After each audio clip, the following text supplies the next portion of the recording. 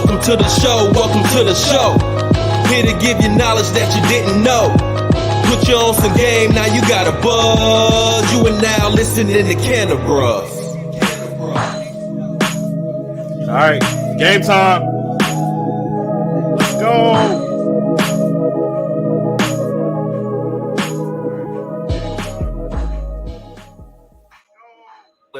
Let's go, man. Y'all already know what it is. What's up? What's good? First of all, just want to say what's up to the entire Cannabruhz. Anybody that's taking the time out your busy morning or lunch period to tune in to this first ever edition of the Cannabruhz Live. All right. Blah. Hey, Corey, how you feeling today, bro? Man, I'm feeling amazing. Yeah. Hey, you know, we stepping off on a new path right now. Yeah. I'm excited to talk and interact with people from all over the world, man. Ain't a better feeling than this right here. Yay, man. Look, I'm feeling good myself. What do you call it? I'm black, blessed, and highly favored, and all of that. You know what I'm saying? I'm feeling good to be me today. You know what I'm saying? I'm feeling good to be a Cannabruhz today. Man, we're not just coming to do this as for a normal Cannabruhz episode, man. We got something super duper special for y'all today, man. We got something real huge, something big, cannanormous, as Corey would say. Right, Corey, what do we have for today, man? Man, I can't even put it into words, but this gentleman right here has done so much. It's a great pleasure for me to introduce him today. He is the epitome of knowledge is power. He is one of the most important cannabis advocates in the state of Alabama. Come on. He's battled continuously in the trenches fighting for the cannabis and equity for minorities within the cannabis industry. Say that. He's the owner and operator of the Native Black Enterprise Farm. Yes, he is sir.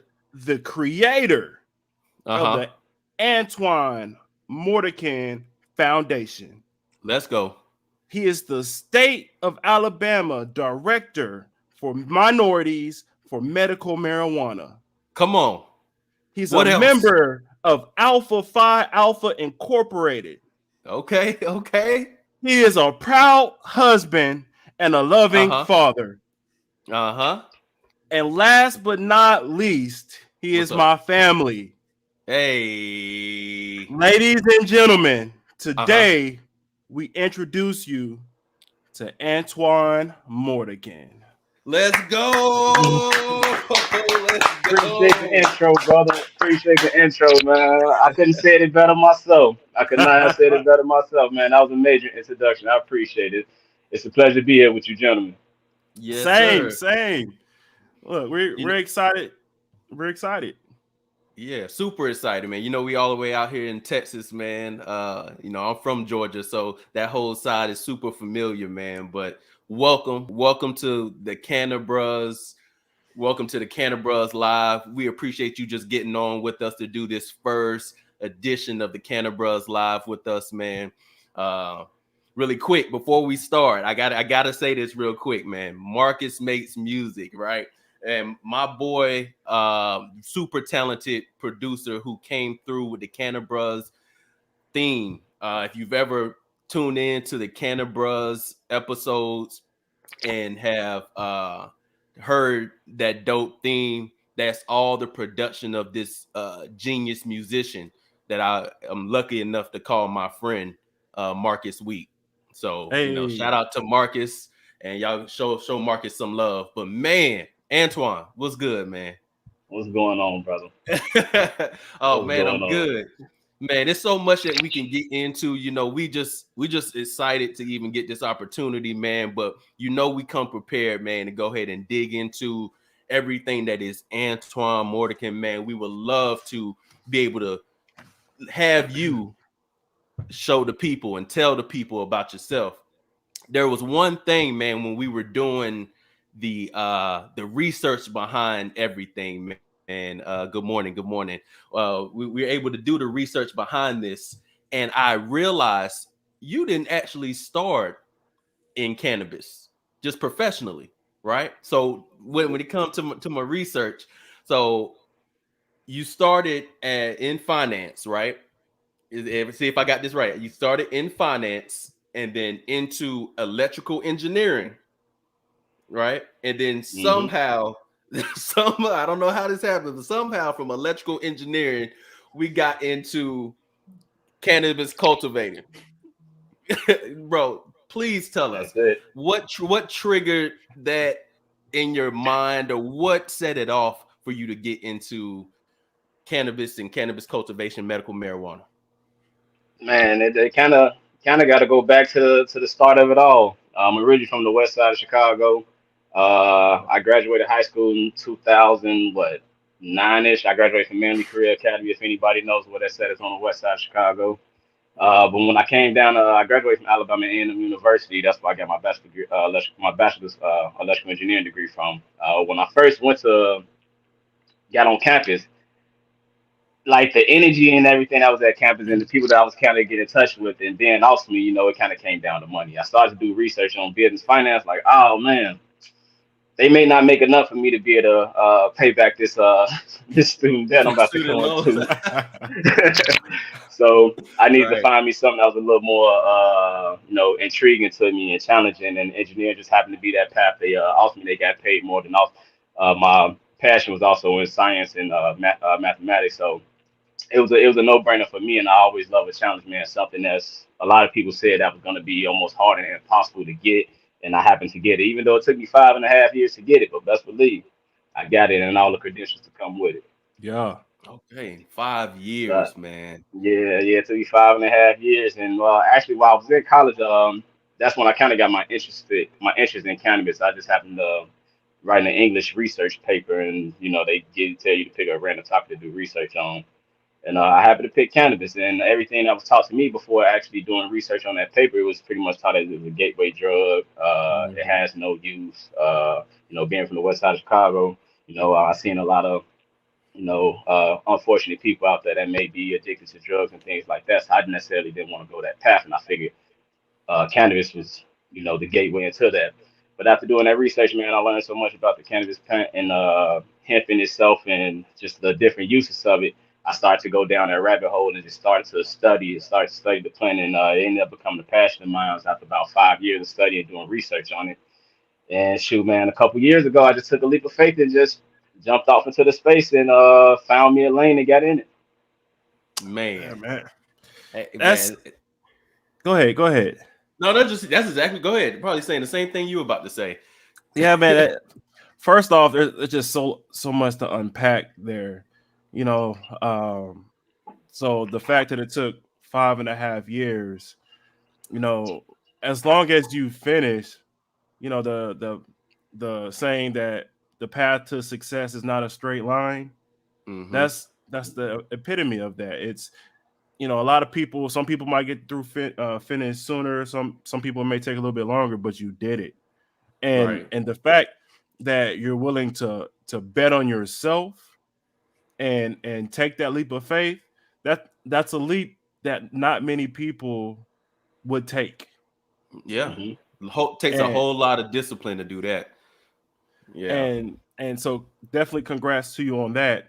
So I had a question. So when you made your leap, um, did you already know how to farm and cultivate already? I am a new farmer, brother. I'm actually rolling to my second year. And how I kind of explain it to folks, I'm a farmer of the future. I'm not your traditional farmer. I'm not your, you have 100 acres, I grow out of the soil, tilt to the land and things like that. I don't have that experience and I don't have that knowledge, and my research is not in that space. So I'm a farmer of the future, which is more inclined to like indoor cultivation. So I grow in a hydroponic system that doesn't use the soil, that doesn't use the dirt. It's not coming out of the ground. It's cultivated in a controlled environment, so you're able to give the plant and the nutrients exactly that it needs. So, and it creates the ideal environment for the crop to thrive. Okay. Okay. Okay. That's You really know, So dope, yeah, man. I didn't have any knowledge, any experience in it. I just happened to be a research junkie, and I'm able to grow a couple flowers, some plants outside, and everything lives. So I'm like, hey, why not give it a try? right, Why not? Yep. right. Why not? Yeah, man. That's crazy, man. Why not? Right. And that crazy. I know in that time too, with like you said, not being a natural farmer, not somebody that grew up with that, what do you call that green thumb, or grow up with a shovel in your hand necessarily, right? There had to be some bumps along the way as you figured out how to get from very novice, I don't really know much, to where you are now. Um, what was like your biggest failure uh, that you come to or had to go through, and how'd you learn from it? Like, what happened? I wouldn't necessarily call it a failure. I'll call it more of a lesson, Mm, especially with me being a new farmer, with me not necessarily having the experience and trying to create the ideal environment for plants and everything to crop. Within my first year of cultivating hemp, I had a lot of trial and errors, and I'm at the point of fine tuning it now. But just understanding that the little minute things really matter, that you need to take in consideration, such as like the pH level of the water, and make sure the temperature is right, just for the plants to be able to grow and thrive. Yeah, to grow and thrive, you can provide it with all the sunlight and stuff that you need, but if the greenhouse is getting too hot, you got to be able to get the hot air out to be exchanged with fresh, or bringing some cooler air so that the mm, crops can ultimately thrive. So I ended up losing like half of my first harvest, due to that lack of experience and knowledge. However, like I said, I don't necessarily take it as a failure. It's more of a lesson, and you got to be hmm able to absorb those hits and navigate through those, and not just to give up. So gave it another try. I ended up having a successful harvest this year, which my crops turned out pretty good, and I'm excited about this upcoming year for 2020 for this year growth season. I'm tweaking how I'm going to cultivate. Like I tell folks, the way I cultivate is kind of uniquely engineered to how I do things. I'm pretty sure other people may be out there doing it as well, but it's something that has kind of come to me, and I just kind of tweak as we go. And especially as my knowledge broadens and expands in its space, you know, only thing I have to do is implement it at that point. So yeah, I'm really excited about coming into the new growth season, but that was like the biggest lesson that I've taken this year. And now that I got the infrastructure and everything to be able to combat that and to be able to sustain, an ideal environment for the plant, I think we're going to have a very good 2020 season, Hey, 2022 man. season. Oh yeah, no, we claiming that right now, man. Yeah, We already know right, you That's got right. it. You already got it, man. That takes, man. And I also I'm thinking about it. I'm like, so were you doing this? My question is, were you doing this on your own? That sounds like a lot to go through. Were you doing this on your own, or was there a person or a few people that were helpful or even influential to you for you to be able to do what you do? I happen to be a one man band with some good friends. Mm, Uh, Everything that I pretty much kind of came up with, with the idea of actually kind of getting into the hemp space, and it's actually been a long process of thinking to actually get into the hemp space, because you know, if anybody's paying attention to what's going on in the United States today, we all understand that cannabis is coming. It's just a hmm matter of time and when. So as I was preparing myself, I wanted to make sure that I was in position to be able to take advantage of all opportunities that was going to presented my way. However, I haven't farmed it. I haven't grown. I haven't cultivated anything yet. So I was really soliciting and trying to find opportunities with other friends so I could possibly be able to grow on some land, because I didn't own any land at the time. right. Just trying to, the finances, I was able to provide that for myself, but just trying to find a place where I can be able to, possibly practice and kind of get into the hemp industry here in Alabama, because they done had it since like 2018. So I purposely waited about 4 years before actually entering it, and that was just due to the stigma that comes with hemp and cannabis and stuff like that. Hmm. The company I was working with at the time, extremely conservative, so I didn't want to jeopardize my wife and my family livelihood just due to want to try experiment. So Yeah. the risk and reward just wasn't that great. But as time kind of started went on, and we getting closer to this to this transition that cannabis is now here, I just pulled the trigger, man. COVID happened to us all. In some aspects, it was a cursing and a blessing, and I was able to use COVID to refocus myself to really be able to, kind of give it my all to be able to make something like this happen. And I also just ended up getting me about 10 acres out here in the county out here in Alabama. And I built everything with my own two hands, man, with the help of great friends, man. Put in the water lines, erected the greenhouse, put everything inside. I had no experience building. I had zero experience building. However, once you that determined of making something happen, somebody else would notice what it is that you got going on and want to help you That's a out. fact. That's a fact. So my neighbor, I had got my excavating out there to clear the land and everything. My neighbor, he's actually a developer out there, and he saw me out there trying to square out the build and trying to get it prepared, to start constructing this greenhouse. And like I said, I had no experience in it, but I was gonna get it done for sure. Mm. It was gonna get done. And he just happened to ride past. He saw me like, man, let me get your hand, man. I see Bro. you're gonna end up out here with a cricket greenhouse out here. How you trying to work? But he saw the passion, man. He lended that hand, and man, I had friends that was out there with me just about every day to kind of get this thing erected and put in a lot of that sweat equity to be able to get this erected, to be able to, so I can be able to see my vision and my dreams come true. Man, shout out to those friends, man. That's Yeah, huge. shout out to the good friends, man. That's huge. Yeah. So when it comes to hemp, um, have you faced any type of backlash from the community as far as you growing hemp, or the people that are anti-cannabis in general? Like what type of situations have you faced in regards to that? Man, I have been extremely blessed that I haven't received any backlash. Mm.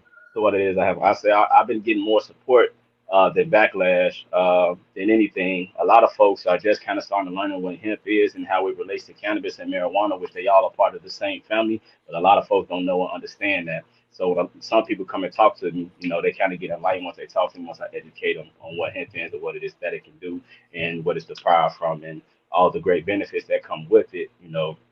It just kind of enlightens them and change their mental space, and then they just also wanted to support what it is that I got going on, and also just stay in contact because when you talk to somebody that kind of knows something, you're like, all right, this is the bright guy. I want to keep in touch with him, especially with everything that's kind of rolling out, and anybody else that may be interested, kind of getting into this space. It's important to build those relationships and keep those Right. ties. So yeah, I didn't receive any backlash. I received more support than anything, overwhelming amount of support, I'll say. Right. You probably aren't that focused on the backlash anyways. I could just see that, that's just a type of guy, you seem to be, man. You probably aren't focusing on it, and that's the way to go. Tunnel vision towards success, man. We see it. Yeah, man. Appreciate it, Man. appreciate it. Yeah. So when it comes to hemp again, um, how do you ensure that you don't pass that 0.3% THC and where it becomes that illegal substance, that marijuana? Hey, testing. Make sure you get your crops tested throughout the process of it. I happen to be a part of the Alabama hemp pilot program, for the process for hemp here. So that's how I got my license to cultivate, to process, and to handle it. So you have to go through this process for like acquiring seeds. You have to go through an authorized dealer that the Department of Agriculture has approved that you could be able to buy from this seed dealer. And then once you plant it, everything has to be documented on how you're doing it, the day you planted it. And then once it gets into the flower stage, you want to make sure that you test it so that it don't cross that threshold. And ultimately, the Department of Agriculture will actually come out, cut some samples, and test it themselves to make sure that you don't have a hot crop. Because if you do, gotta burn it. You just Yeah, burn it's the a whole waste. thing. Yep. Yeah. You got to burn the whole batch. It's not just one. You got to get rid of everything. So you want to make sure as a farmer, especially new into the space, and you investing in everything. You want to make sure that you do the proper testing to make sure that your crop is within that acceptable range, so you don't be at the end of the deal. You holding the bag and everything else is up in flames. Mm-hmm. Yeah. Yeah. And one crazy thing about if you have to burn your crop is you can't write that off. Yeah, Yeah, as of right now, I don't think you can write anything off. Well, of course, that would be in the business, but yeah, once it's burned, you can't take that as the loss of the potential that it was going to kind of bring in, just due to the the knowledge of the industry and the Right. lack of protections that exists as of now. Yeah, that's accounting talk for you right there. Right. Right. You're always thinking about it, man. No, man. And would you say that would be like your biggest obstacle that you've had to, or your biggest challenge that you've had to come across at the farm? Was just the testing part, or what would you say Uh, it would be? Nah. The biggest challenge is really just, like I said, I didn't necessarily have any experience in farming, so all I'm just working off is theory that's in my head. And as an engineer, especially me being a field engineer, I understand that everything in theory don't necessarily work in the field. Right. So when it comes to that Hmm. trial and error, you run into those hiccups as you try and certain things. So that what really came with it. I'm happy that I didn't necessarily view this year as like, I'm about to strike gold, because ain't no way, ain't no Right. way. So I took it more as an experiment to really see if I could possibly do it. However, even with it being an experiment, I really banked on myself and believed in what it is and I'm doing and what I could possibly bring to the industry, which I pride myself on, provide premium cannabis to the state of Alabama, especially when it comes down to CBD and smokable flower and things of that nature. I really pride myself on that. So when it comes to that trial and error, I'm trying to tune and get it all down right so my consumer can be educated on exactly what it is that they get and they know they're getting a quality product. Yeah, Hmm. that's what it's about. That quality. That Yep. quality. So I got another question for you in regards to what you just said. So smokable hemp. What are some of the I guess allowable ways of consumption for hemp in Alabama? Um, it's pretty much open. It's open for any form of consumption as it is right now. Like, smokable flower, I wouldn't recommend anybody just walking outside and trying to smoke on it and thinking of course, with it being hemp, but we still in the South, the stigma that comes Right. with it. You just don't want those problems, but you can really ingest it in any form that you like. You can ingest it in oil, tinctures, gummies, raw product, flour, vape, the vape cartridges, patches, ointment, uh, aroma. It's you can pretty much ingest it in any form that any hemp the prior product you can pretty much market it. Hmm. Okay. Okay. And the thing is, like, so like here in Texas, you can't, it's an ongoing fight between smokable hemp and like allowing people to smoke hemp and not, as well as Delta 8. Oh God. Oh, Yeah.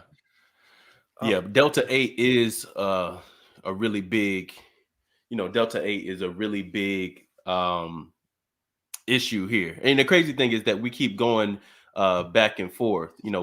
We're always going back and forth here in Texas as far as legalizing, banning. It's been back. I mean, week to week, we've had that mm-hmm, issue here in mm-hmm. Texas. As so, um, yeah, man. How what is that like, or how are you guys dealing with that in Alabama?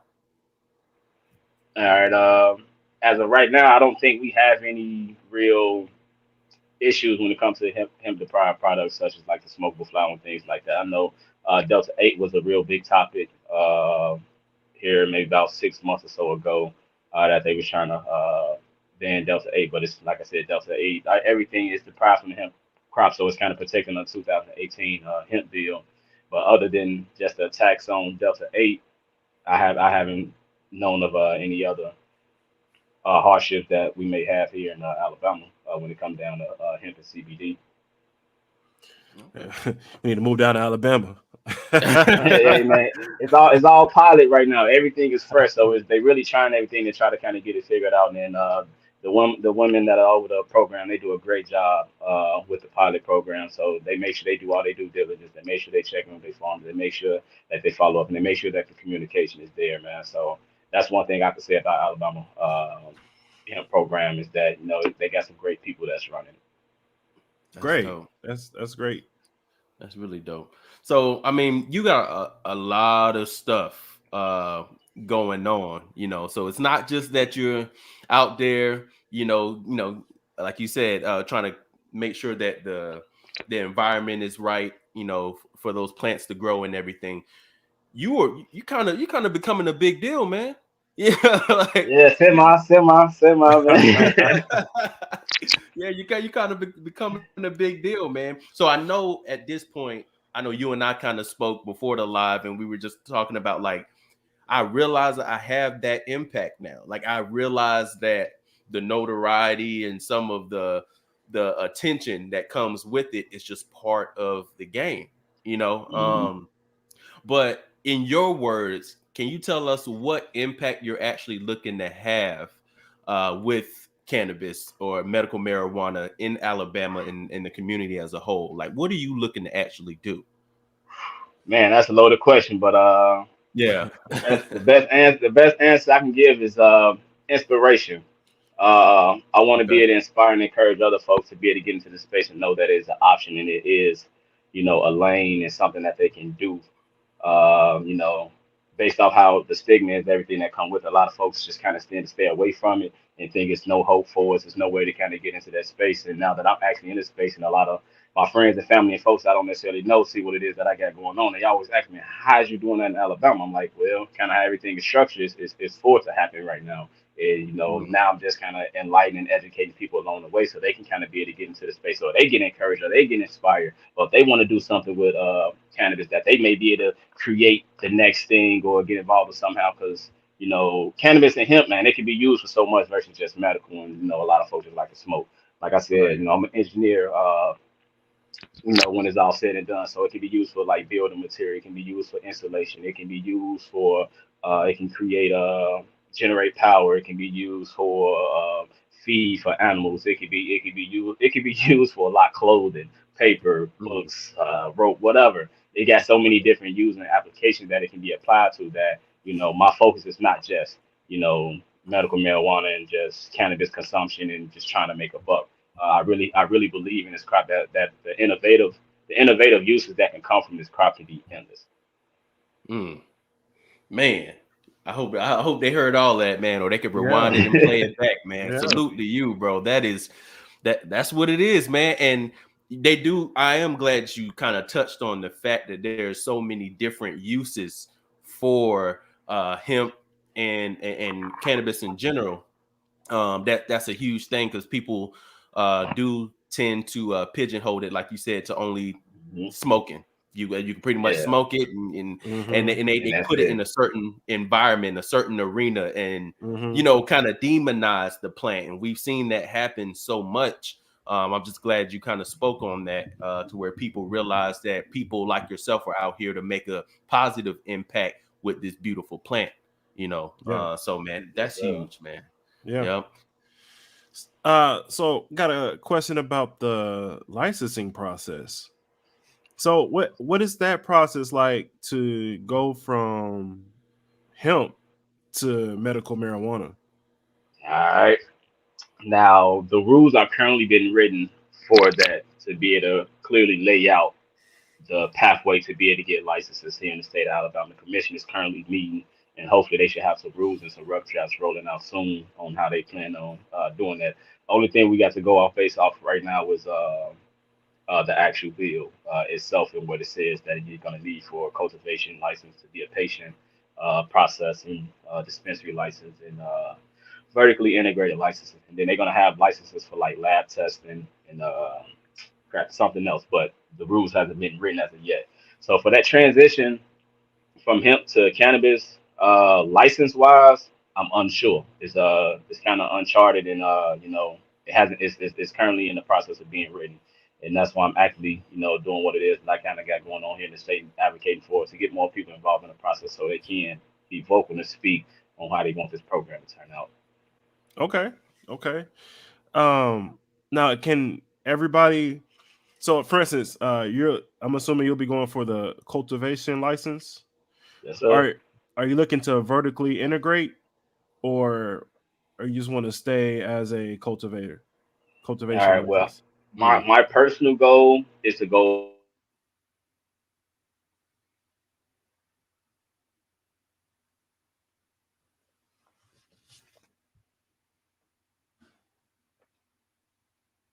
integrated. Hey, Antoine, I think really quick. I think we may have lost you really quick. We can't hear you, Antoine. Oh, I think okay. I think we may have lost them, but we're gonna be no, but yeah, we spoke on other our most recent, I want to say the most recent one before as far as the cannabis the My bad, vertically man. integrated businesses. Hey, no problem, no It's all problem. good, it's all good. Yeah, so I was trying to figure out, like, is it me? Can I not just hear? Or Yeah, yeah, yeah. man, I got alarms calling, people calling me, man. Yeah, It's all good, man, no problem. it's all good. My apologies, oh, but all good. what I was saying, and I'm ultimately going for a personal goal. I'm going for the cultivation license because that's what I'm more aligning myself for to be able to obtain that. That's more feasible for me to be able to get Okay. with my experience and since I'm already in the industry and just kind of how my structure is, and that I know that you need to be able to get the cultivation license.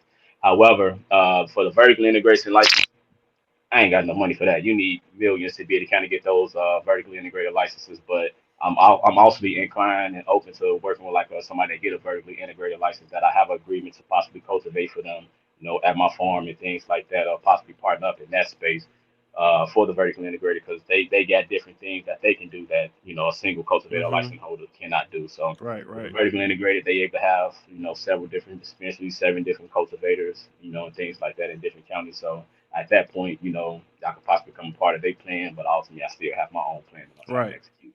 right.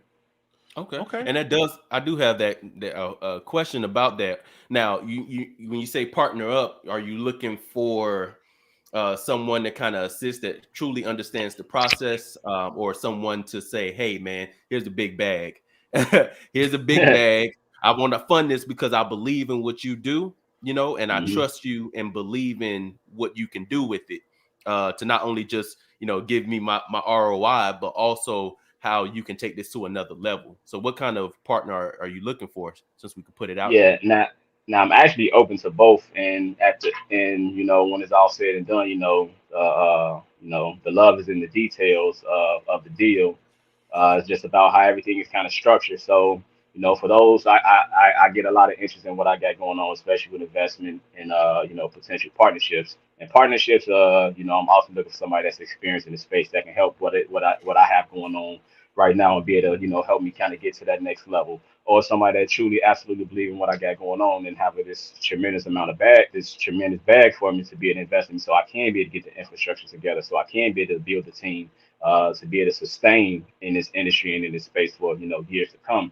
I'm open to that as well. But that is it's all about position, the opportunity. And like I said, man, the details, the details.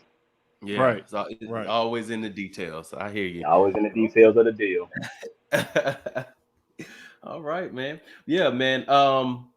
You know, so I know it seemed like you just were ready to just make this happen. Like I know it's a lot of will and determination. Is there anything, maybe one thing that you wish that someone would have kind of put you on game about as far as cannabis before you started? Um, no, because when I kind of was trying to get introduced into the industry, I quickly learned that lesson that I wish somebody would have told me very quickly that there's sharks in this industry and there is predators in this industry. So when you Mm, go to talk to somebody or when you try to get certain type of information from somebody, you got to always kind of you know be aware, cautious of the situation and the deals that could possibly be getting structured or how these conversations may go.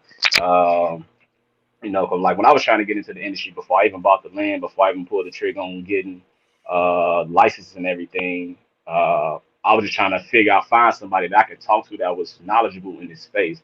And when I ended up finding somebody to talk to, they came to me with a tremendous price tag, and I'm like, I ain't come for you for that. I ain't come here to buy Right, nothing. I really just came here right. for a relationship to be able to, kind of get an understanding on what kind of goes on here in Alabama, and how the hemp structure and everything was working here in Alabama. But that put a nasty taste in my mouth. But that also put it put a different fire under me. That Mm-hmm. okay, I need to go down here to this state. I need to build this relationship with these folks in the state. I need to call the Mm-hmm. person that's over this program. I need to learn how these things work. I need to know how this application process works. I need to know how much this costs. I need to know all these different things and what it is that I need to do versus trying to reach out to somebody else that has a possible predatory behavior that's trying to make a buck over, everybody's trying to make some money, but at the Right. end of the day, if I ain't come to you to buy something, don't try to sell it to me. Mm. Yeah, man. So is there like a certain amount of licenses that are being issued out per type of business you have? So, like, for instance, is there a certain number of like retail licenses or like cultivation licenses that they're issuing out? Now, are you speaking in the space of hemp or medical? Medical marijuana. Yeah, on the All right, medical so side. for the medical cannabis, yes, it will be a limit on those. I think they're going to be doing, I think it's 12 cultivation licenses, which it's supposed to be 12 cultivation licenses. I think 5 dispensary licenses, 5 processing licenses, and 5 vertically integrated licenses. Mm. And that's how the bill is structured right now. 25% of those licenses are supposed to be held for 51% minority-owned companies to be able to acquire those licenses. And that's a challenge in itself right now, and trying to add some more language and some studies to kind of roll with that so that the state don't run into any issues in the future when licenses start being issued. But that's an advocacy standpoint when it comes to trying to get that turned and getting people involved when it comes down to policies and things like that. But that's how many licenses they are giving out that I know offhand. I could be wrong, I could be right. Yeah, Probably off yeah. Yeah, off a few. yeah, That's give or take. Yeah, that, that's extremely competitive, especially Yeah. for for an entire state. You would think like, okay, maybe that much per city or per a quad, if they break Alabama down into quadrants or something like that. But just for hmm that to cover the whole state, man, that's tough. yeah, that's tough, and kind of how it's set up. You'll have more of your local people. I'm hoping local Alabamians are the ones that be able to get hold of these cultivation and processing dispensary licenses, and all these larger MSOs that got all this money. They'll get these vertically integrated licenses because at that point they can have as many dispensary and cultivated facilities as they want. So they could be able to provide certain things to different counties. But at that point, you Mhm. got to get down to the municipality level that the county want any cannabis, that they want any dispensaries, that they Hmm. want any cultivations within their county. Now as you go down to even more local, you got to get to your councilman and all that kind of stuff. So Hmm. it's a depth, process of it, but it's opportunity in the space. And, my ultimate goal is just making, minorities more aware of this opportunity that we have in front of us, even though, I highly doubt that many of us are able to get into this space. Hell, it may even be tough for me to get into the space, and I'm already in the industry. So, Right. Mhm. try to make sure that everything's kind of set up policy wise to be able to encourage a equal competitive nature for these licenses. Right. Yeah, and I get that too. We kind of spoke a little bit, on the MSOs and how, like, it's Walmart, to mom and pop. It's the Exactly. idea of, yeah, I get that you can do all this and you're the known brand and everything like that, but it's something to be said about, hey, I'm from the soil. I come from here. hmm We've grown here, and we're creating and producing something here for the people here. So I definitely understand how frustrating that could be for somebody that's in a position similar to yours, to actually think about operating going forward. Because you're like, hmm okay, well, now I got to compete against the big dog, and not necessarily that I'm discouraged. Gonna have all the confidence that I'll get through there. But when you mention there are only so many licenses in general, it's not like they're, well, as far as we know, are going to Yeah, look as of to, now, how the deal is structured, that's how it's going to right. be. And who knows, cross fingers, that it's actually, it'll be extended, or more license opportunities will be granted to the citizens out there in Alabama. So yeah, man, I definitely understand that. I think, why, I guess in your opinion, what would you say is the reason why um they try to limit the amount of applications? Corey, we were kind of talking about uh and I think, and we talked about application of licensing fees. I need to get off my We talked phone, about man, because licensing this fees and things motherfucker's like talking. that. It's no problem, That's man. that's all right. Not a No problem. problem. No, we spoke about licensing fees and everything like that, and how it's limited in many states. Do you Yeah. think that that's more centered around what this myth is about cannabis, or do you think it's just simply more about business? Do you think it's more of like they don't want that cannabis to get its look, or do you think it's more about business? Mhm. Mm. Now that's a tough blade to walk on, because when it all said and done, it all comes down to business. Right. Mm-hmm. So the pricing for it, they want to be able to make the pricing in such a way that certain people are not able to compellibly get into the space and set the number up so high that they ain't got the funds to be able to even put the application in, or actually pay for the pay the licensing fee. So I'm gonna say it's gonna be more of business, man. Business always kind of trump everything when it kind of Right. when it's all said and done. Money comes down to it. It comes down Yeah. to the money. Understandable. No, That's that something makes we sense. get. Yeah. Um, so make a little transition here. Um, I know we've talked about the medical marijuana and everything and hemp. What do you think about the NFTs in regards to like cannabis, the cannabis space? So for those of you that are listening out there, so an NFT is a non-fungible token, and it's more like it's like digital. It's like a digital artwork um, that's backed by some type of virtual currency, so like Bitcoin or Ethereum. Ethereum.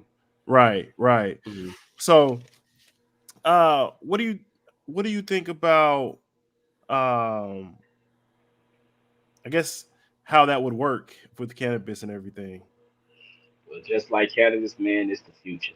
Uh, I actually been off into the crypto space for some years now, probably since like 2013. I've been learning Okay, about cryptocurrency, Bitcoin, and things like that. And NFTs, I've known about it for a couple of years. They started to okay, become real big and popular. But the thing about NFTs, man, it allows for the original creator to constantly get paid and get royalties on their art. So, Mhm.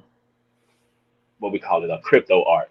So let's call it NFTs, a crypto art. So let's say I got this beautiful, let's say in cannabis, I got this beautiful picture of this flower that I made. I done kind of tripped it out a little bit, added a little different colors, right, some right, special effects to it, and it's this amazing NFT. It's like one of 100. Let's say we got a one of 100, and I sold those NFTs for some odd dollars.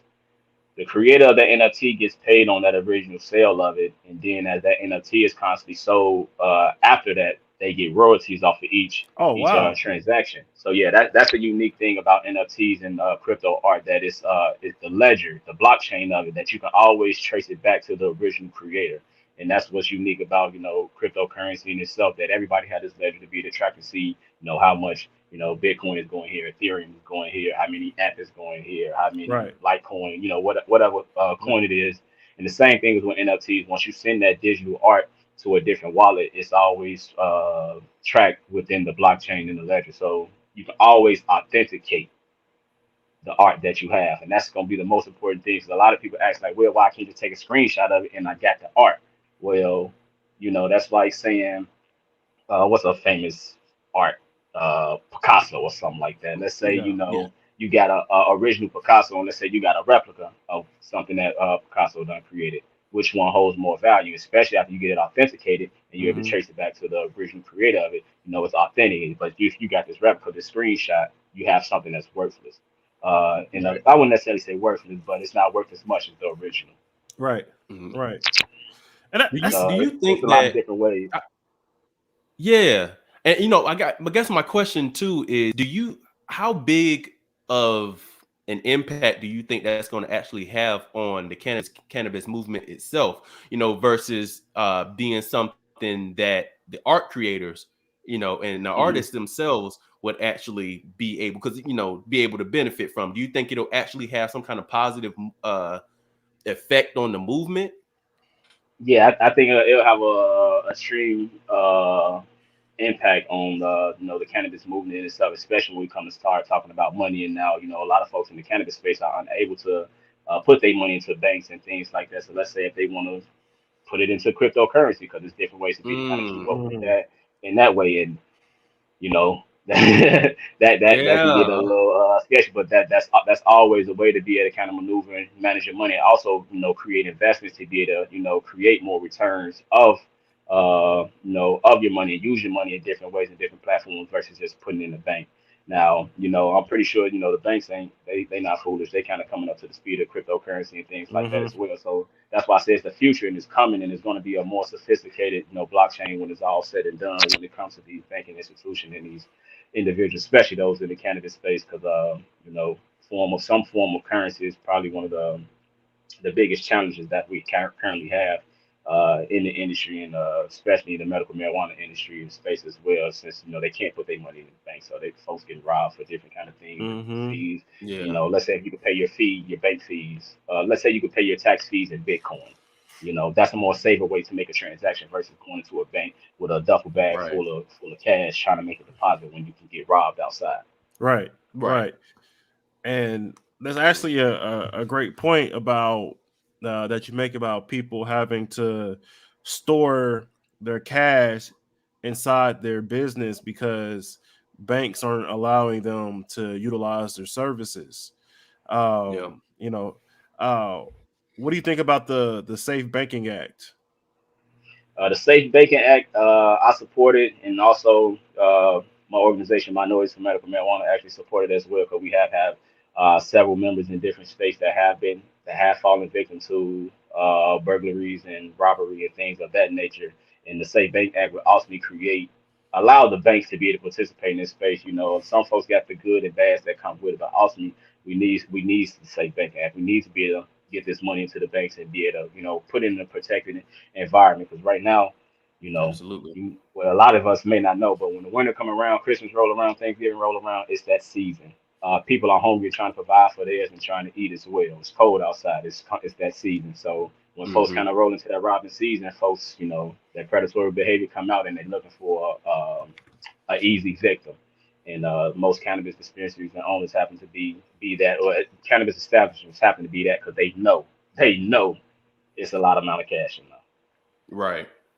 Yeah, man. We definitely touched on that a little bit before about just like ways that dispensaries, to be specific, can actually look to be more safe. I mean, you can do everything as far as putting how many cameras do you have set up at your facility and everything like that. But at the end of the day, Ain't gonna if stop it. all the yeah, right, if all the danger is on the outside, even if you have a camera pointed towards the parking lot, it's not much that you can do about somebody potentially following your car, following you home, you know what I mean, Hmm. staking out the Hmm. whole nine like that. So man, that is, man, that yeah, that's always gonna be a cause for concern, and hopefully, you know, um, they kind of have to go back to the drawing board as far as financing when it comes to cryptocurrency versus how they treat cannabis at the bank.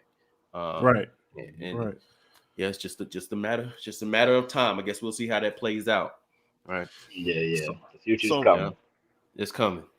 for some word on the street, so Minority Cannabis Business Association, they made a post saying that safe banking is a matter of life or Yeah. death. And they made a post from NBC Los Angeles saying that schools were put on lockdown after a deadly shooting at Church of Herbs pot shop. And it's we talk about the war on drugs, right? And the impact that it has on the community and how we're trying to recover from the war on drugs. But this is a literal war on drugs at this point when people are kicking your door down to go and take product, take money, take whatever they can. And so you're forced to have to try and defend yourself the best way that you can. And like it causes me to think it's like, well, why would I put myself in that predicament when shoot I can go on the black market and sell and not have to deal with none of this stuff. I'm not as exposed as I would be if I were to go legitimate. Yeah. Yeah. Yeah, I think that's true, man. I think like that's a good point that you make. I could just go on the black market. I could do it how people have been doing it in the streets forever. You know what I mean? Which is, hey, I got this house. I move that. You know, hey, this is getting too hot. I move off there. I go here, set it up. Versus a business where you need to keep an actual place of business. You actually have to keep a known physical address, you know, on file. That's in many ways public information and the whole nine. So, like, I'm basically just a sitting duck. You know, I'm just out here looking like food. You know, yeah, man. You can't be out here looking like food. It's like, what am I gonna do? What am I gonna do? Yeah. See, but that situation, man, no business owner should be put in a situation like that. To be to have to navigate those kind of risks when we already notice and see how lucrative this industry is, and the taxes and everything that comes with it that it provides, for it to not have any form of protection to be able to put money into the bank. Of course, you got your federal love and everything, and I'm hoping that'll change here soon in the future. But at the end of the day, these folks that own these dispensaries, these cannabis, brands and enterprises, that they are a business and they pay taxes just like every other business does. Hell, they pay even more taxes than most businesses. So for them not to be able to put their money in the bank and just so that the government still gets paid, they still get their cut, and then you leave it out here for the criminals to act however they feel free to act without giving them that protection to at least securely store their money. Right. Yeah.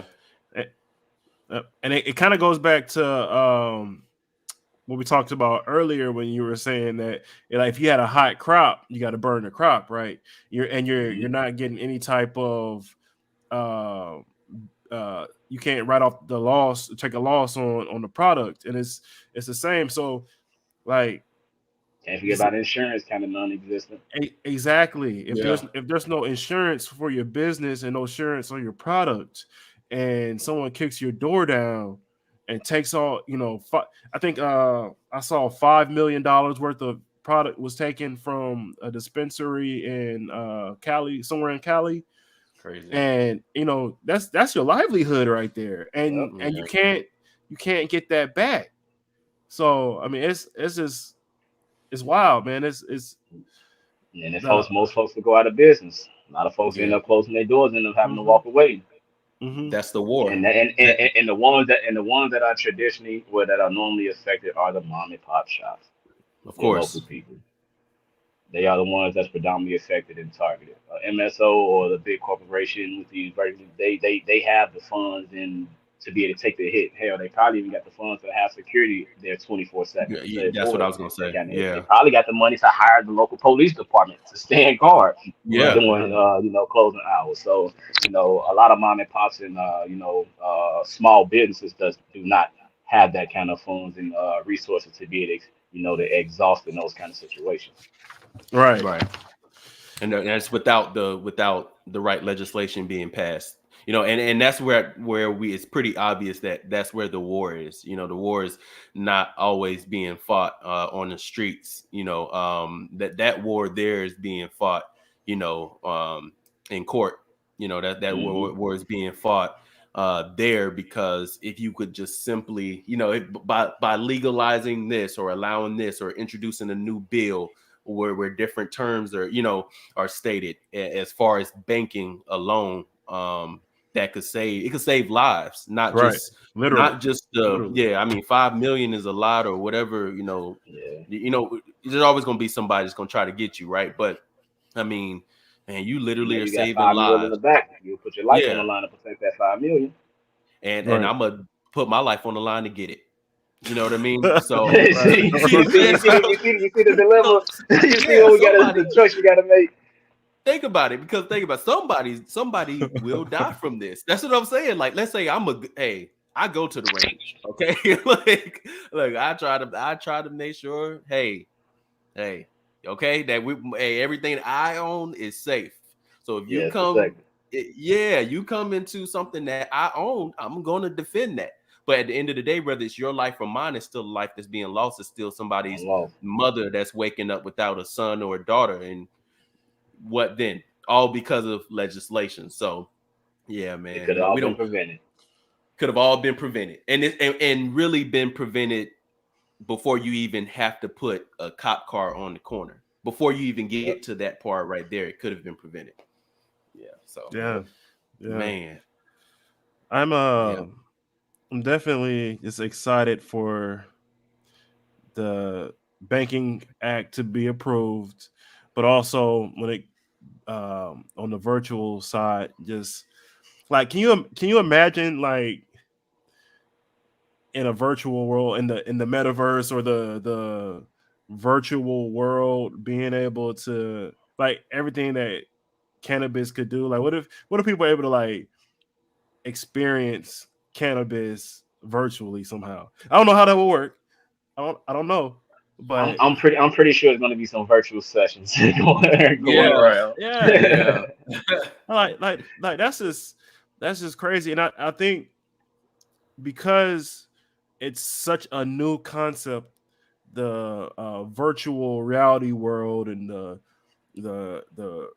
metaverse and all that stuff, um, for the black community and for minorities out there, I think this is a prime opportunity for us to make strides and overcoming the effects of the war on drugs, because majority this is so new that we learn how it works, and especially like when it comes to like NFTs and all that stuff. Our community we're a community of creators, right? When That's you a look fact. at TikTok, right? It's like all the dance. Not I won't say all the dances, but the Most of the them. popular, the trending content on there were made by people that have black and brown skin, and so Majority. when majority, right? And so when you think about the type of creativity that we have, and if you apply that creativity into a new growing trend, Mm-hmm. the NFTs, the not the can, I said the Cannabruhz. Well, hey, we might as That's well. Yeah. coming. Right. Shopping, buying cannabis online. I mean, not online, but in the Virtual. virtual world. Yeah. Yeah. Yeah. Yeah. You apply that to this new concept and master it, then I mean that takes you leaps and bounds ahead of where we are now, and, Yeah. and and the future is limitless. you Yeah. know it- we just But we that's just the have that. Yeah. go ahead, Go ahead. No, I was just saying, and that's the thing, though. I mean, if you can discourage us from believing or hoping in opportunities, right? In a safe opportunity, an opportunity that won't mean life or death or money wasted, time wasted, and everything like that. If you actually just stop discouraging us from that, then you get all those creative people, those people of color, and even people that are not of color that are looking to push the movement. If you stop discouraging them with the laws that are in place, right, then we can start seeing the doors really open and the windows and the ceiling raised up. Hmm. But until then, that's just the battle that we are going to see go on. It's a battle that we're going to be a part of, because we're going to be pushing until those doors do open. The Cannabruhz can tell you that. You know what I mean? Yep. So We actively pushing. We actively working. yeah, Changing that stigma that comes with it, encouraging those, like I said, inspiring those to get into right. the space, to even learn more about, it, to do more research on it, just so they're not just coming from the space of what propaganda done told them, or Mm-hmm. even though the government is already getting money off of it, even though how they current rules and laws and everything is set up. So it's very, I think it's very important what it is that we doing here, just bringing this information and letting folks know of the opportunity that is in this space. so that they can get into it and just ultimately just ask questions. Like I tell folks, man, I'm only as good as the questions that I'm asking. You ask me a good question, I may have a good answer for you. If I Right, ain't got the answer, I like I'll that. find it for you. I'll right, find it for you. I like right. that. Man, I don't want it to be so dark. You know what I mean? Just we talk about, man, it's hard to do this because we've had individuals. I know Corey, we've spoken about this. Individuals on we've heard everywhere, different platforms, whatnot, kind of speak like there's no way you can do this. There's no need to open a dispensary here. There's no need to, and I'm like that's that discouraging Hmm. action that's going on that we're talking about, because it's still tons of opportunity and a lot of things that we can happen, but you have to be willing to take, right now you're going to take some chances, but it's not just about taking the chances and conducting business. Make sure you're actually pushing for the actual legislation to be changed, because that's what we're trying to theme around what we're talking about here. That's what is in need of change, you know what I mean? And then everything else will follow suit after. For yourself though, Antoine, what is it? What keeps you motivated? What keeps you waking up and saying, I'm gonna put on my Do this. green armor, and my sword, you know what I mean? And I'm gonna defend this plant. Like, what is it that keeps you in the game? I mean, you engineering, you can go elsewhere, make a grip, you'll be, for your family will be fine. What keeps you waking up and doing this? What keeps me motivated and encouraging to do this? It's deep and it's really more on a spiritual level. Which most folks may not notice, but like everybody's definition of success is different. So my definition of success kind of walks down into legacy. So my definition of success is making sure that 3 generations after me is good. So that's my kids, kids, kids. That's Straight. right. They can do whatever it is they want to do, and that's my ultimate goal. And now with me having my selfish goal and seeing that and how my God works, he's going to make sure that everybody benefits from it. And as long as my heart is in the right place and I'm doing the right things, now I'm starting to see that my legacy is spreading out more than just my family. Now I have That's the right. opportunity and the possibility to affect and encourage multiple families. I can be able to employ and create new business for multiple families. I have the opportunity to create well-paying jobs to be able to change somebody's life, so they can kind of get on the right track. So the impact that I can have at this level is just it keeps me going. Than just the encouragement and then the motivation and inspiration and the kudos I get from my friends and family and those who may not know me. It just keeps me going. It just keep me going. That I can't give up the fight, because if I give up the fight, and I've been in some of these rooms, ain't nobody in there like me for real Mm-hmm. fighting for me, or people that look like me and other minorities. They all protecting their own interests, and which that's all respectful and understandable. So that's my spot on what it is I got going on. And when it comes down to legacy, just making sure everybody able to participate, kind of get into this space. So when it's all said and done, man, when you hear the last name Mordican, it comes with a level of respect. When you hear the word cannabis in Alabama, you have to think about Antoine Mortican and what it is that we're doing and trying to pioneer something here in the state, to be able to make those ties and those relations and those connections and just continue to grow and expand. Like I said, this is growing outside of my family at this point.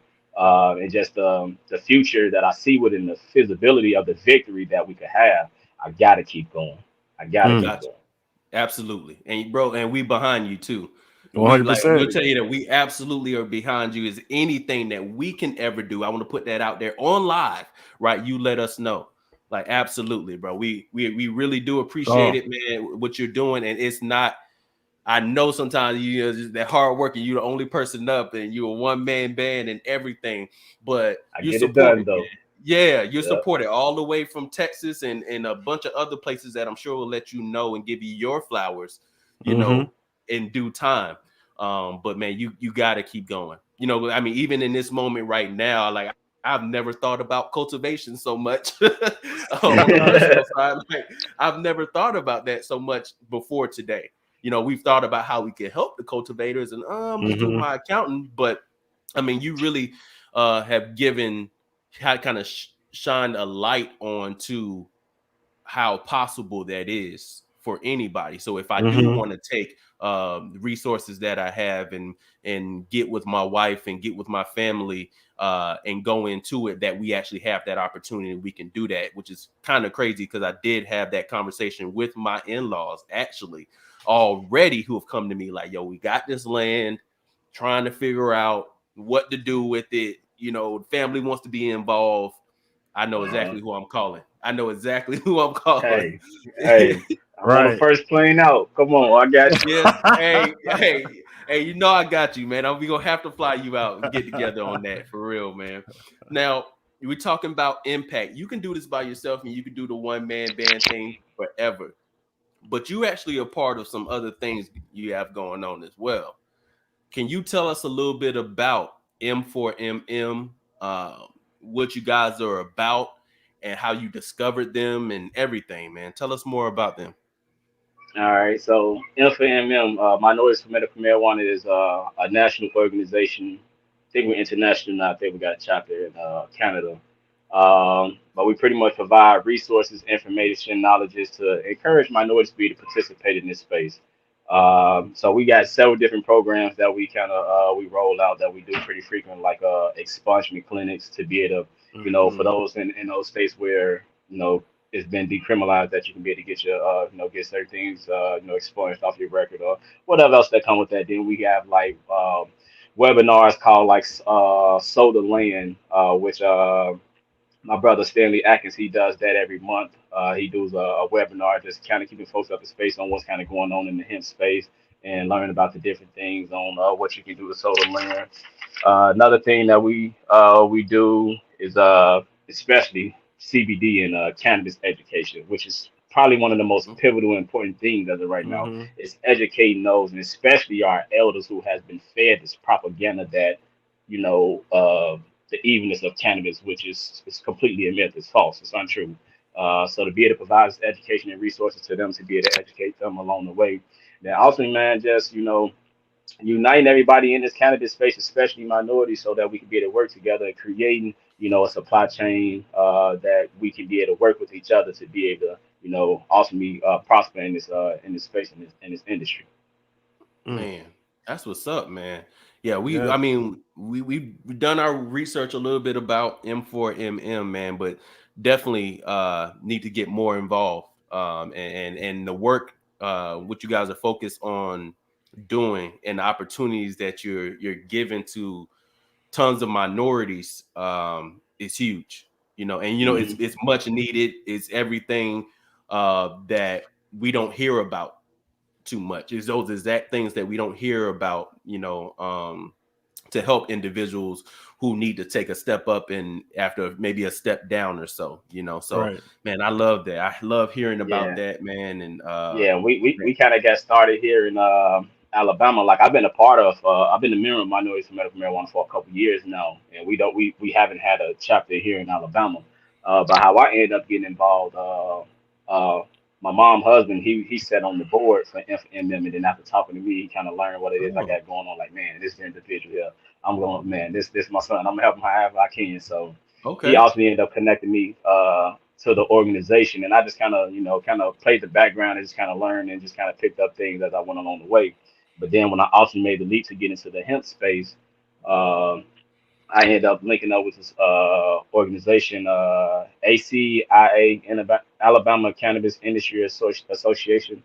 I ended up getting linked with a good friend of mine, Shay, and she gave me the opportunity she invited me to the opportunity to speak in front of the Alabama Health Committee that they should support this bill. And man, that was a really big dilemma of mine because I wasn't unsure what it is that I can be able to value. I can kind of add to the conversation. I didn't necessarily want to get out here and speak in front of people just due to the stigma that came with it. With me still in my professional role, that the possible random drug test that can come because I'm out here talking about cannabis.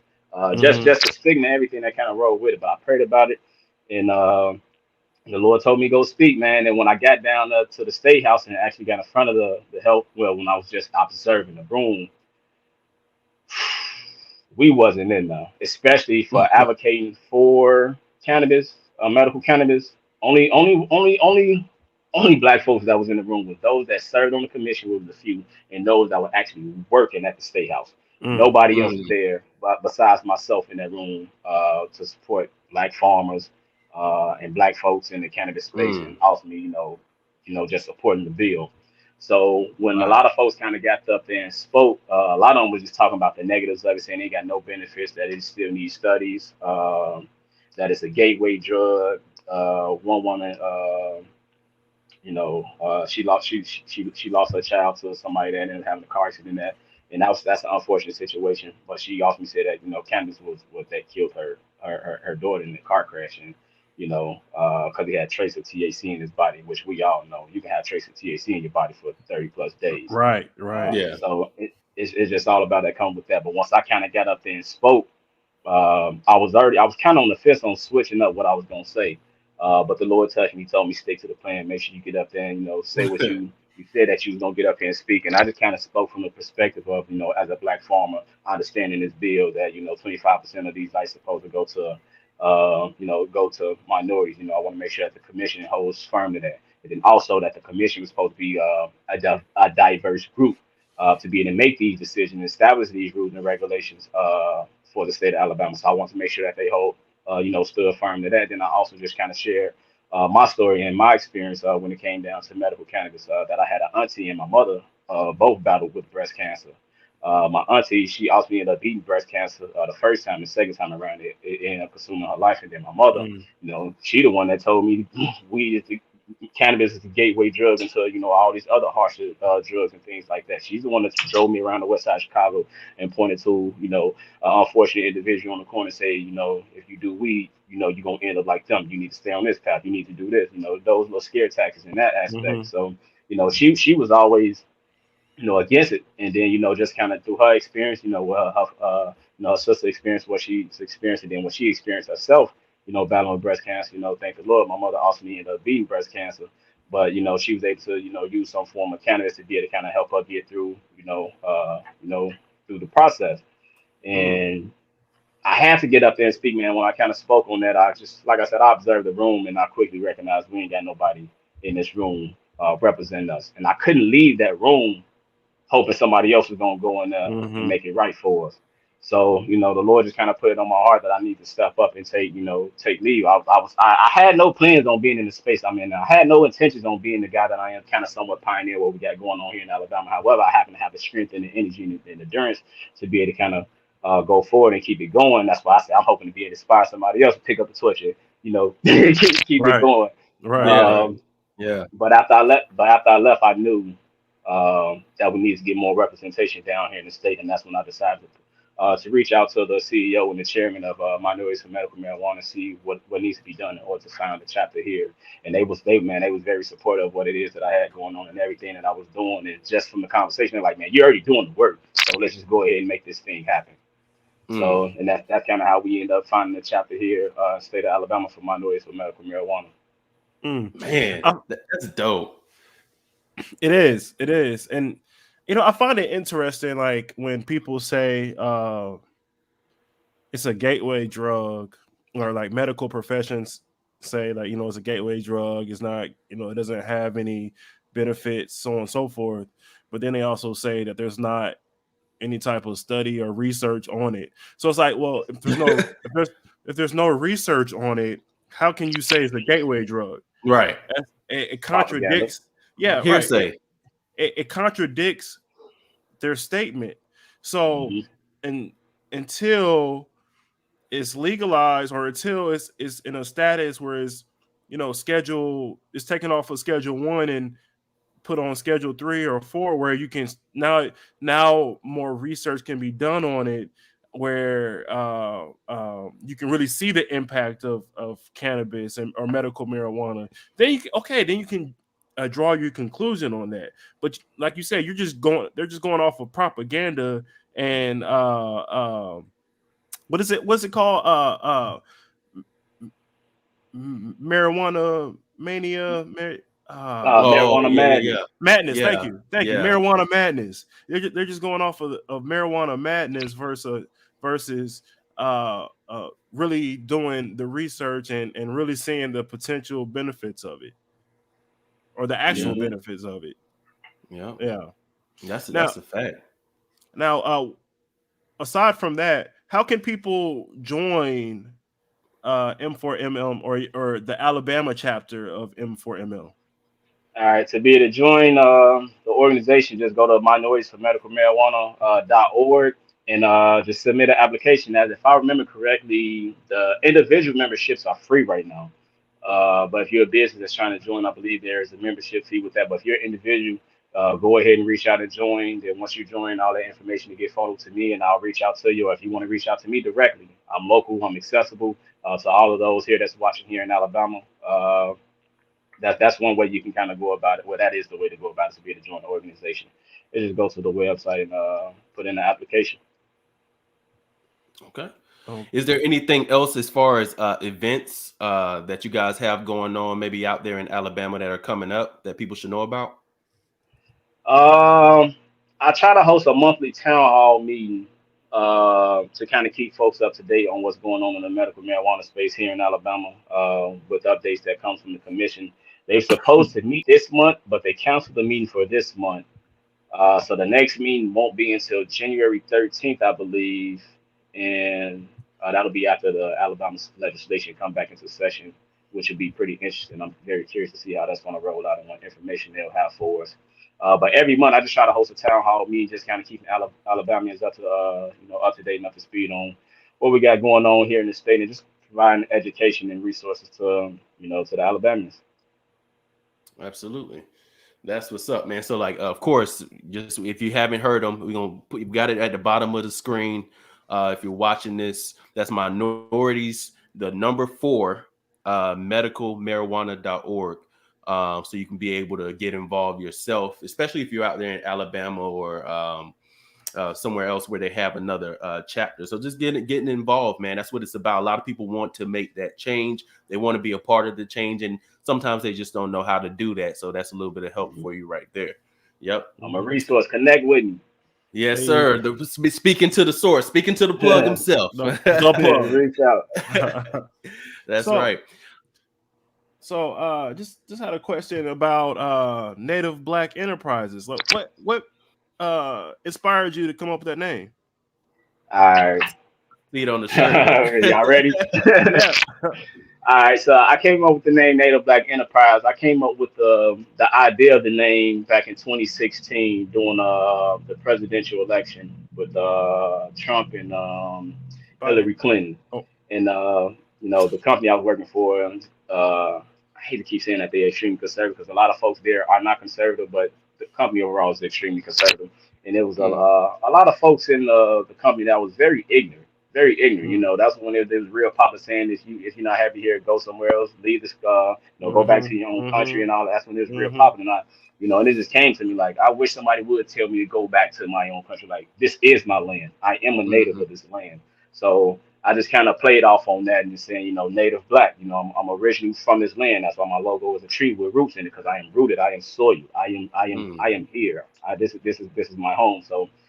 Native Black Enterprise, just kind of in Native Black Enterprise because I'm going to have multiple different branches, not just Native Black Farm. I'll have other business that'll be under the Enterprise umbrella as well, and it is just going to continue to grow. Native Black, farm, Native Black cultivation, Native Black processing, Native Black dispensing, whatever it may be, or new businesses that opportunity that in a former label. That's how I kind of came up with the name. It was inspired by a few ignorant individuals on when how they were speaking about things during the election, and I figured that would be my best way to combat it. Especially, I didn't necessarily know I was going to kind of be to where I'm at now, how big it's going to be, but now I'm understanding, the impact when folks said, NBE, we all we got. I got that from New Jack City. Yeah.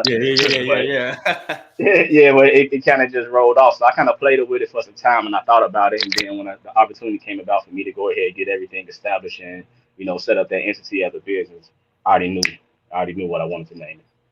That's powerful. Super powerful. Extremely, very inspiring. That is what's up, man. Yeah. Okay. And what about as what is next for Native Black Enterprises? I know you got a lot of stuff on the docket. You're making a lot of stuff happen. Is there something that you can speak on or that people that are watching should know about?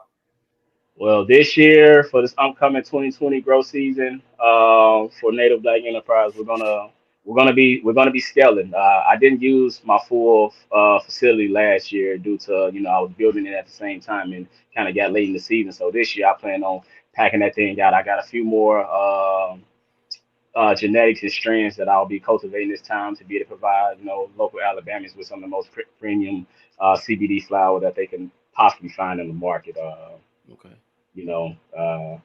And just preparing for everything that comes in the future while also getting in position and preparing for the medical space that's coming.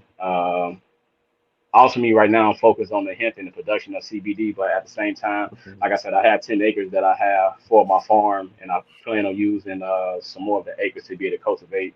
Uh, well, I'm working on the plans as of right now to build a 10,000 square foot cultivation facility strictly for the Mm. purpose of medical marijuana to be able to provide premium cannabis to Alabamians and also the upcoming patients and everybody locally. That's what I'm working on. Mm. Let's go. Mm. Let's go. Ain't that So small? He said it. He said it so modestly. Like, yeah, yeah, I'm gonna go to the kitchen and make a peanut butter jelly. Like, it was just like, that's huge, man. I Congratulations on appreciate all it, of that. man. Yeah, yeah. and best of luck, man. Best of luck with that. Thank you, It, thank you. it just, I mean, Native Black Enterprise is especially how you explained it is already setting you up to be vertically integrated and do your own thing in the future, man. Like just have it all the different branches come back down to the trunk of the tree with the roots all down and just making uh um sowing your seeds across the Yeah, land so Hello. that other people can come up and live the life that they want to live. they So will. man, that's powerful, man. That's Appreciate it, what. appreciate it. I'm happy that it hit. I'm happy that it hit because some Yeah. folks be missing it. Yeah. Yeah. Yeah, Hey, man. they can't miss it now, bro. This Cannabruhz live. They can't miss it Hey, now. hey, man. It's like one of our sayings that we always say is we want to be the seed to success, or we want to be with you from seed to success, and that's the epitome of what we're saying is from planting that seed and cultivating that process no matter what the process is. Now I'm talking philosophical, but no matter what that process is, helping grow so that you can become this tree and sow into others as well. So yeah, man, it's a beautiful, very beautiful thing to see and to hear. And Yeah, we're Appreciate just it, man. already we're already Jarrell and I are already extremely excited for uh sure.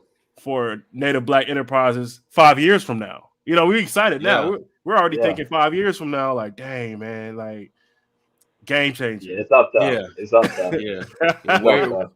where do we get involved? We're gonna have some conversations after this live, but it's like Yes, sir. where do Yes, we get sir. involved? How can we be of assistance, man? I just want to make sure something like this that is gonna push, and it's crazy because I know it's Native Black Enterprise, but this is something that's gonna push the entire movement forward. That's without a doubt. I have no doubt in my mind that this is something that's going to be good and beneficial to everyone who is, for the flower. But man, And All right, we're cool. working out here in Alabama, man. Trying to pioneer something new, something fresh, especially for our skin folks to kind of get into the space and also just encouraging other people, man. They ain't necessarily gotta look like us. As long as they got aspirations and the same desires. Like I work with several different organizations, outside of Minorities for Medical Marijuana. There's other organizations here in the state of Alabama that's pushing to decriminalize, fully decriminalize cannabis and legalize it and get Mm-hmm. expungement and things like that. Just making sure folks up to speed on things. We have another organization that focus on the health benefits of it, such as to help out with like autism and things in those space, to be able to help those primary symptoms that's going to be cannabis going to be serving and treating, and also just being there for the patients. So we got people that's there for the patients. We got people that's there for the victims and potential prisoners of the program, and ultimately, making sure that we talking economics at the end of it all to make sure that we able to participate to be able Mm-hmm. to create and generate some economics and all communities, but most importantly, the Black and Brown community. Absolutely. Oh man. You want to tell us a little bit about the Mordican Foundation? Oh man, okay. I found the Mordican Foundation. I think it was 2017. I found the Mordican Foundation, and the Mordican Foundation is kind of like the first step into what I was going to try to do to create my definition of success as a legacy. So I'm like, create the Mordican Foundation. The Mordican Foundation, we have scholarships. We actually just Mm, gave out some awardees. We gave out 4 MacBooks to graduating seniors that went to accredited HBCUs. And that's Let's often go. what I do. I just provide scholarships for students that's graduating high school, that's going to HBCU, so I can be able to help them out on their transition financially if possible, or just being a pipeline to be able to connect them, or if they just mentorship, whatever it is that it can be. I just want to make sure that when folks make those leaps to kind of go off of school in HBCUs, which I feel like is the best decision I've made was to attend an HBCU, that they get the same, resources that these other universities and these other students they get that go to PWIs and things like that, to make sure that they are able to be successful. That I have, if I just change one person or if I impact one person's life, I feel like that's great. I done served, some form of my purpose. However, the position that I'm in now and the resources that I have to me, man, I can impact a lot more. mm-hmm. Yeah. Mm. And we sure you will too. It's going to be a lot more people impacted, man. That's a salute to you again on that work right there with the foundation and everything, man. Is there a place that people can donate and help out? And we would love to put that up and get that word out about the foundation. Yeah, the foundation will be the mordicanfoundation.org. That should take you to the website for the foundation where you're able to click the donate button and get some donations. And it's a recognized 501(c)(3), so everything is tax deductible. So you get your tax deduction form at the end of the year. Like I said, and all the donations I wrote off, and they all go towards. As of right now, the first program we have right now is a scholarship, but I plan on introducing another program that's going to be financial literacy, starting at Okay. the high school level. Oh, that's perfect. That is Man, that's perfect. yeah, man. That's huge. Like, um, especially in high school, man. Like, you, there's so many subjects that we take in school that we just you don't use later in life. But Hmm. when it comes to finances, like Every day. yeah, that's an everyday thing, and people Every day of your life. are journeying in this world or Yep.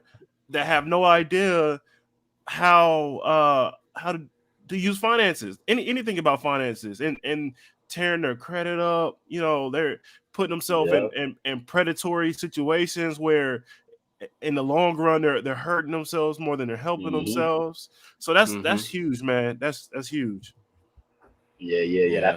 That's when I initially started getting some money. When I've always been, coming from the west side of Chicago, we all have a hustler spirit in us. But that's when I really started to get out here, get some money, and kind of carve out a way for myself, to be able to create these resources, so I can be able to pay for like my junior and senior high school, prom out, the little things. But Mm-hmm, that also be mm-hmm. still that followed me into my collegiate career, and with that kind of mentality, to be able to find a way to be able to make some money and being able to use it the right way. Because I learned about credit the hard and wrong way. It was terrible, like a victim of identity theft and all this other stuff. It's Mm, just crazy. So Mm. to be able to provide that information and knowledge to the youth, at an early age, it kind of get them a little more proactive. Because I know in my community we ain't never talked about credit. That was never a topic of discussion, and I Facts. ain't learned about it until I got in college. mm-hmm. So Yeah. That's, Yeah. that's the we go truth. Yeah, through. definitely. You're right. That wasn't a conversation. In fact, it was through business that I really learned more. It was through I mean, even Corey and I, and it just full transparency, even in the early stages when we were just learning, when trying to apply for things for the business or set up certain bank accounts and all kind of stuff like Hmm. that, and having some of those business bankers kind of lay it out for you, then you realize, well, if this applies to business, why don't I just apply this to my personal life? Not only is that going to Mm-hmm. benefit me in business as a business owner, but it'll also benefit me in my personal life, and going Right, forward. right. And ever since then, all I could think ever since that point was, well, I'm glad that I have it, but why wasn't I taught this? And I'm thinking from the age of like 14, because up to 13, you're your parents' burden, right? And that's just what it is. If your parents are doing really well, you're fine, right? If your parents aren't doing really well, you're struggling, and that's what you learn to deal with in attempt to overcome. But you don't really get to learn for yourself. And I think in high school, even at the freshman level, going up, that should be something that they teach more. To kids and to young men and young women, because at that point that's what they are. So man, that's huge, man, that you're looking to really help the kids and the youth. They always say children are the future, right? Yeah. That It's you're so looking corny, but it's to. true. It is. It is so true. You realize that too, because It's when true. time goes on, you have some kids of your own, and you start to realize time is moving so fast. If I'm trying to really impact my family or talk about legacy, the only time that really matters is when you look back and see that either they're following me, or they're following the old things that I don't want them following, or they're following who I am now. And I realize that if I can impact them at that age now, at 8, 10, 13, 14 years old, if I can impact them at that age, then by the time they get to their 20s or their 30s, who are they at that point? And we'll be sitting around old, dusty, you know what I mean? But looking back at them, we'll be dusty and looking back at our family with ownership, equity. They'll have a sense of true worth, a true connection with God, and understanding who they are in this world, and what they could really do, and the opportunities that they can not only take advantage of, but the opportunities that they can create. And man, that's huge right there, man. So yeah, I definitely working on legacy stuff over here ourselves. And man, we appreciate you lending an ear, not only to lending a word to us, but also to anybody who's viewing this live and viewing the video from it. Once again, bro, we just appreciate it. We truly appreciate it. Man, and then putting people on a whole lot of game. We do a segment called "Put You on Game" on our Cannabruhz episodes, and what you did today was a whole lot of game, is what we call it. Right? So we got no choice, Corey, but to give them that stamp. Hey, that certified Cannabruhz stamp, man. Bam, Appreciate that it. Cannabruhz stamp of approval right there, man. Y'all know what it is, man. Corey, what's up, bro? Hey, man. Got two more questions for you, real quick.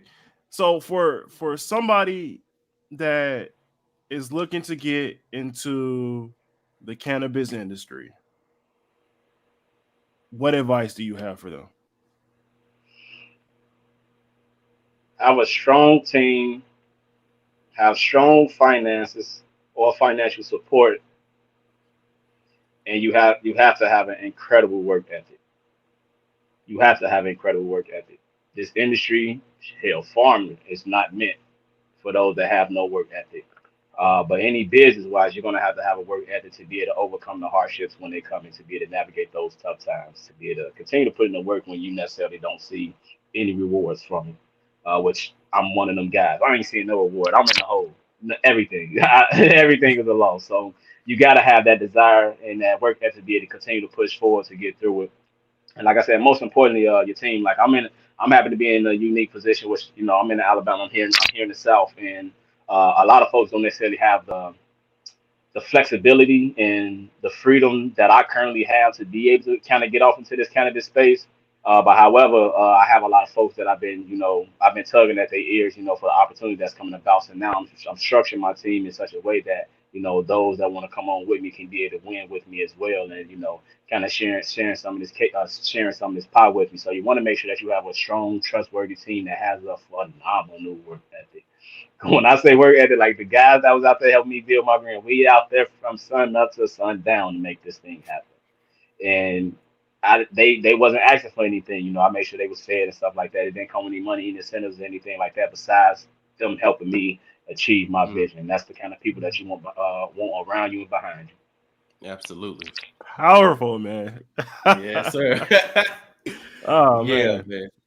Um, Hey, it's a lot I want to say to that, but I know we've been it's on here a either little.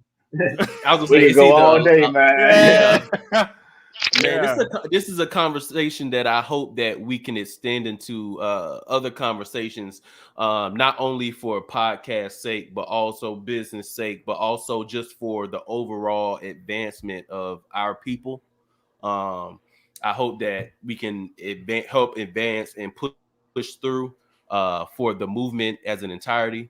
And I'm just super appreciative of Antoine today, just coming to sit down with us, man, chop it up with us, take some time out of his busy schedule, Right. you know. And we just appreciate it, man. It means a lot to us. It means a lot to the Cannabruhz audience, but it also will mean a lot to people who will see this video 4 years from now, 5 years from now, 6 years. You know what I'm saying? I think it's this conversation was one that I'll definitely take with me, but I know everybody can take with them.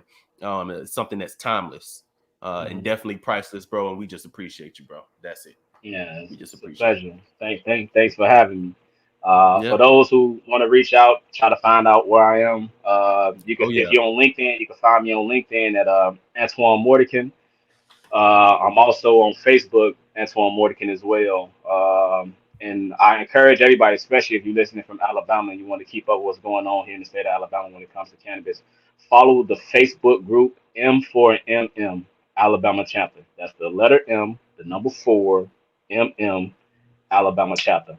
And that's why I do a lot of posts, kind of keeping folks up to date what's going on in the cannabis space. Also, like what the organization is doing, and especially what we have going on here in the state to, get folks involved in the process. And that'll be the quickest way to Yeah. kind of get in touch. Well, fam, we greatly appreciate everything, all the wisdom, knowledge, experience Love, love. that you dropped on us. Real quick, crazy story before we leave. So, me and Jarrell were doing our marketing effort, and we put on Facebook, an interview that we did couple probably about a month ago, and our mutual cousin Geneva connected Antoine and myself together, and I was like, it was crazy. It's like I got a cousin in the industry. I was like, Yep. this is amazing. This is amazing because Jarrell, as those that are check out the Cannabruhz podcast, Jarrell and I are constantly diving into several different facets of the cannabis business, cannabis industry, for business owners and for just people that are just connoisseurs and just love cannabis. And so we couldn't pass this opportunity up. We had to connect. We had to put on for the family, right? That's it. I mean, it's amazing, and that's one thing I do want to push out to everybody on how important networking is, how important putting yourself out there is, because you don't know what you don't know. You don't know who's around you that can be there to assist you and help you push to the next level. You don't know. Yeah. You got to take that leap. Walk out So on faith. walk out on faith. Absolutely. Yeah. Well, aside from that, man, again, we thank you. We thank you very much. Again, Yeah. Tell folks to subscribe. Mail list, I forgot all about Native Black Farm website. That's another place where y'all can find me at nativeblackfarm.com.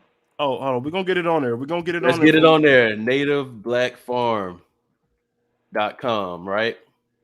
Yeah, it'll tell a little bit of my story, my website. I don't have anything up there for sale or for retail right now due to a lot of stuff kind of fly off the shelf with me, depending on who you are. But just reach out to me, man. Join the mailing list, stay in contact. I'll be publishing a lot of stuff here coming soon, and all the new opportunities and the new spaces I walk into. I want to take you guys along there with me, so you can be able to soak the same thing up that I'm receiving.